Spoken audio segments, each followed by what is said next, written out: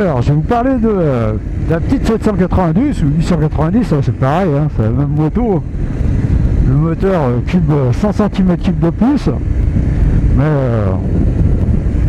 c'est exactement la même machine, hein. Quelque chose près.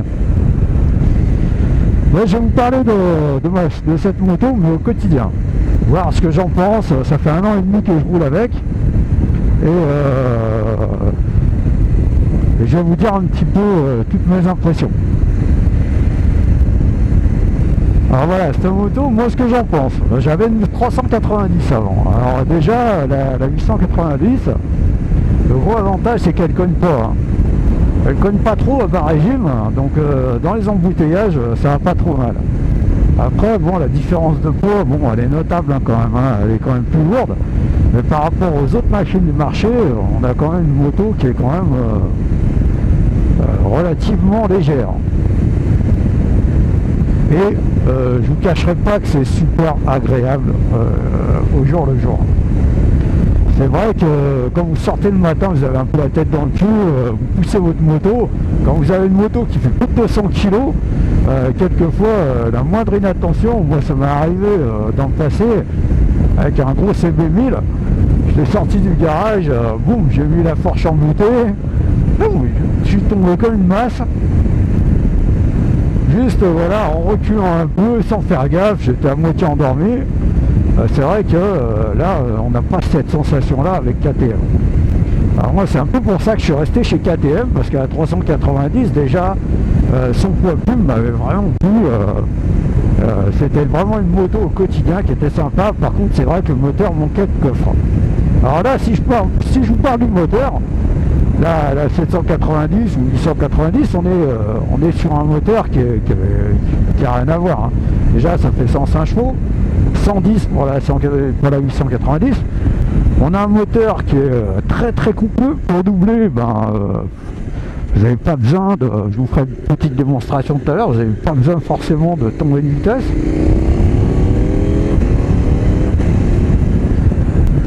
C'est vraiment agréable au quotidien. Alors, rouler au couple comme ça, et puis avoir de la puissance à tous les étages, c'est vraiment sympa quoi.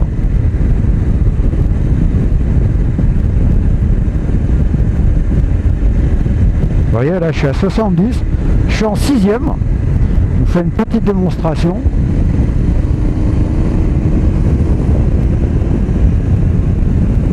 Là j'accélère pas trop, j'accélère à peine. Hein. Vous voyez j'étais en 6e, hein, j'étais un peu en sous-régime et j'ai doublé la voiture sans aucun problème. Ah, il y a le monsieur, il me dit que je roule un peu vite. 85 au lieu de 80. Oh.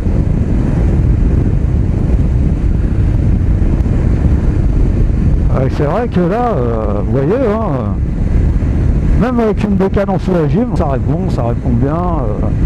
C'est vraiment sympa quoi. Voilà, je suis à 3005 en 6e. 3005 en 6e, c'est juste. Faut bien avoir dépassé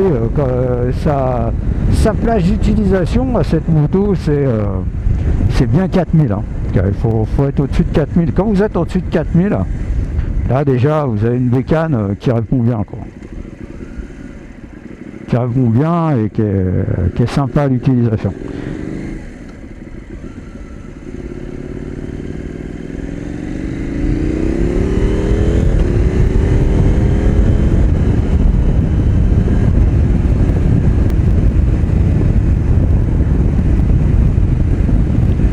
Là, je suis à 4000 en 6e, je suis juste, c'est vraiment la plage d'utilisation de la moto.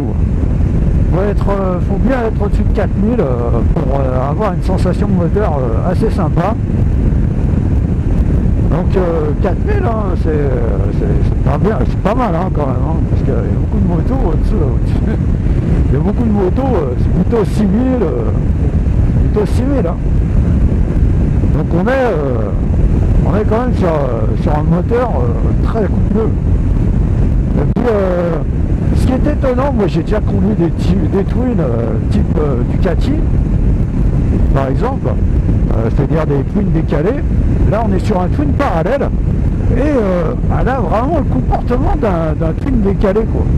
t'as les sensations. Alors s'il y a des ducatistes qui m'écoutent, c'est vrai que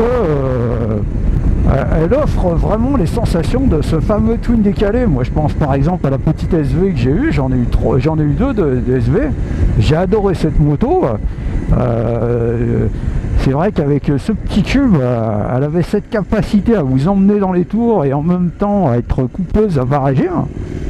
Et très franchement, là on a les mêmes sensations, quoi.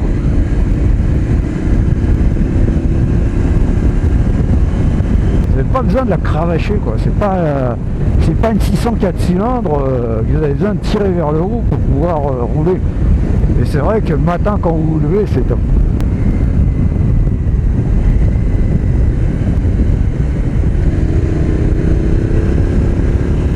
Donc là, je vais vous parler de sa capacité à tenir la route.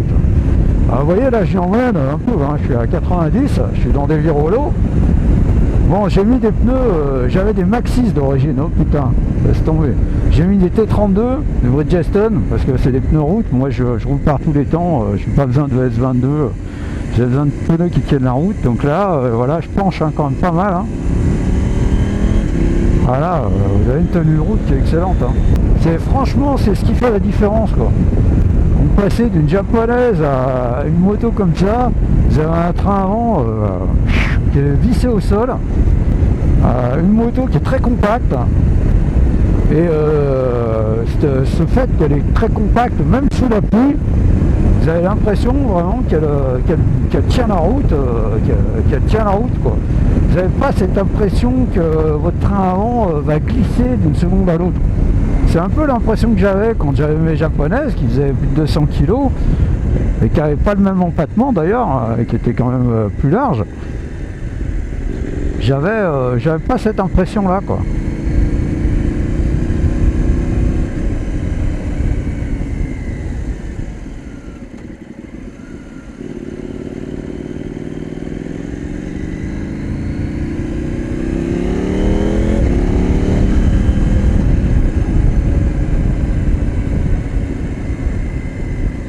Ce que j'aime bien sur cette moto, c'est aussi, je parlais du confort, de la tenue de route, il y a le confort aussi.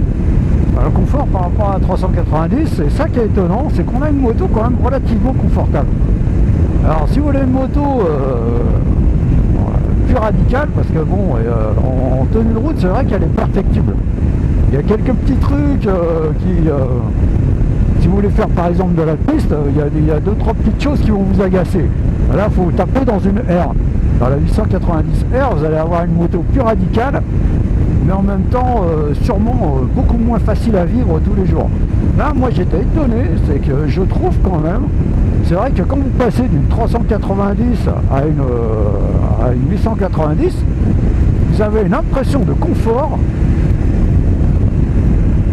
Après, bon, je lui reprocherai un truc, c'est la selle. C'est vrai que je ne l'ai pas mis parce que j'avais plutôt envie de mettre des sous ailleurs. Je l'ai mis plutôt, comme vous avez vu une vidéo, je parle un peu de la customisation de cette machine. J'ai préféré mettre des sous un peu pour l'embellir plutôt que dans une selle Power Parts. C'est vrai que là, franchement, la selle Power Parts, je pense pour des mecs qui roulent beaucoup, c'est peut-être pas mal. Après, on va peut-être opter pour une autre machine.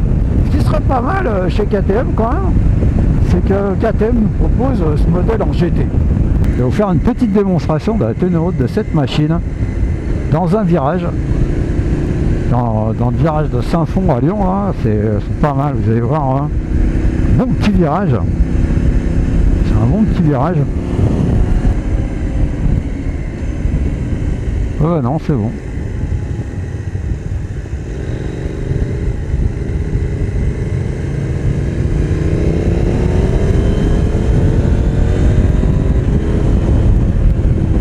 Voilà. Vous voyez, je suis passé à 80 km/h quand même dans la courbe.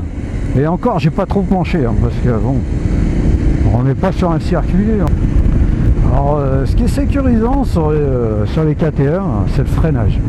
Franchement, j'ai jamais vu des motos avec un freinage pareil. T'as un mordant de malade. Ce genre, c'est fou, quoi. C'est fou le mordant que ça. Et alors, franchement, au quotidien aussi, ce que j'aime, surtout en ville, c'est le shifter. Le shifter, c'est vraiment top. On a une bécane qui est vraiment top. C'est vrai que shifter à la montée, shifter à la descente, quand vous faites de la circulation, c'est vraiment super sympa au quotidien, quoi. Bon là pareil, hein, je vais faire un petit démarrage canon et j'ai le passage en courbe assez sympa. Hop, voilà, on prend large extérieur. Et voilà, le tour est joué. Voilà, vous avez lâché toutes les voitures qui sont derrière.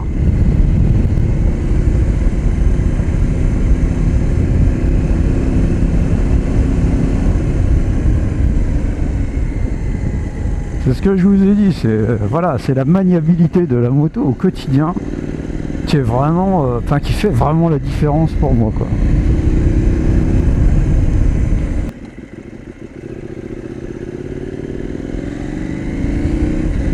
Vous voyez, ça c'est le shifter. Voilà, vous montez vos vitesses tranquille. Ça fait du bien. Voilà, c'est top. Vous voyez, regardez, hop. Petite rétrogradation là, jusqu'en deuxième. Vous pouvez même rétrograder jusqu'en première, hein, si vous voulez, avec le shifter.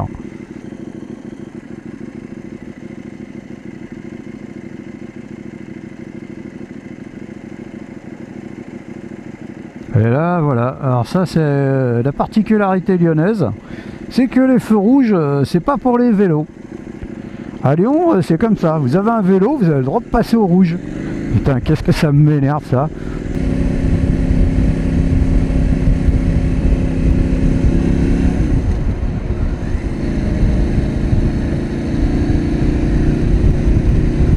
Alors si jamais je parle de ce que j'aime sur cette moto aussi, pour conclure, c'est sa légèreté.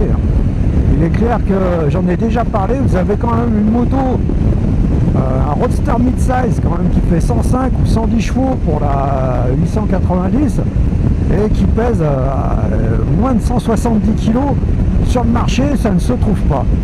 Il est clair que voilà. Et aussi, vous avez un niveau d'équipement qui est vraiment juste pas possible, quoi. Vous avez un amortisseur arrière white power, une fourche inversée, vous avez un équipement vraiment top, des freins Brembo, voilà. Vous avez vraiment la moto ready to race. Maintenant, si je parle de ce que j'aime pas, alors ce que j'aime pas sur cette moto, je dirais déjà les clignotants. Je trouve ça dommage qu'au niveau du tableau de bord, on n'ait pas un clignotant droit, un clignotant gauche. On n'a qu'un seul voyant. Bon, ça c'est un peu dommage. Aussi pour les interfiles, il n'y a pas de warning. Ça c'est un peu dommage aussi. Je trouverais ça sympa d'avoir un warning. Je me sentirais peut-être un petit peu plus en sécurité quand je passe entre les voitures. Dans ce que j'aime pas, j'en ai déjà parlé, la selle.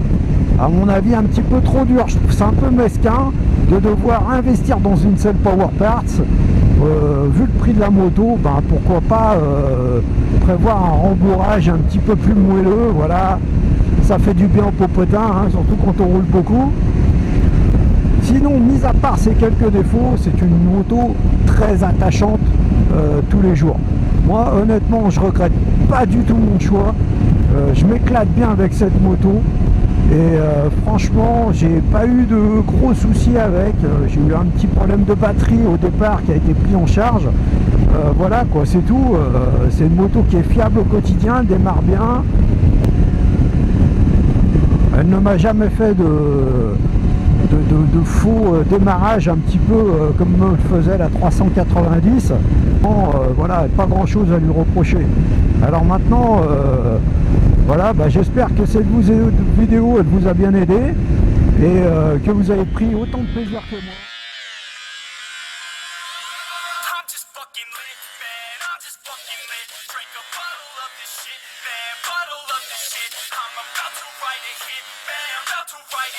No, I'm never gonna quit, man, never gonna quit.